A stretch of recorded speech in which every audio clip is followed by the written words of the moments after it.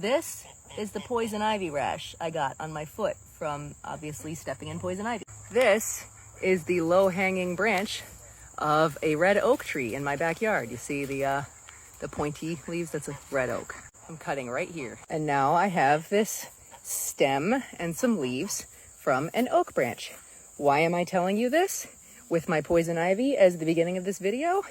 Because this is the remedy. Okay, I just cut all the leaves and the tiny twigs off, put them in this bowl for later. I might throw a couple of these leaves in the pot too, but I'm gonna scrape the bark off of these twigs. Just scraping it right into that pot, because oak bark is one of the most astringent plants in the world. Highly, highly astringent. And what does astringency do to human tissues? It tightens and tones. It is also incredibly drying. I'm almost done, but one quick important key to remember here is you want living wood. You want this to be a branch that is still alive, because that's how the bark is still going to be alive, and a little more difficult to scrape and everything, but that's where all the medicine is, in the live bark.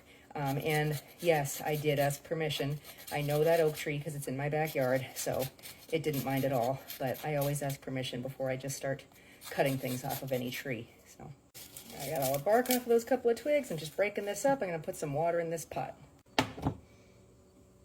It's been going for a little bit. Let's strain it, okay?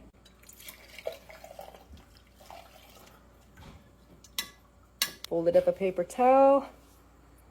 Dip it in there. This might feel a little better if you wait for it to cool down, but that's it. I just dipped a paper towel. You can do a washcloth or some kind of towel, and I'm just setting it there on the spot of poison ivy, and I'm gonna let it sit there for about, I don't know, maybe 5 minutes tops.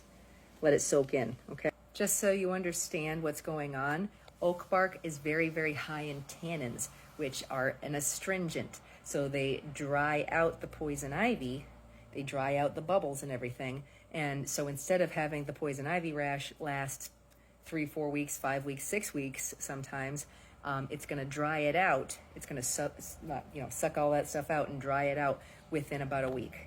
You just keep doing this maybe 2 or 3 times a day, and it'll start drying right out. This is what it looks like, a nice dark tea. I'm gonna keep this in the fridge for up to 2 weeks until the poison ivy's gone.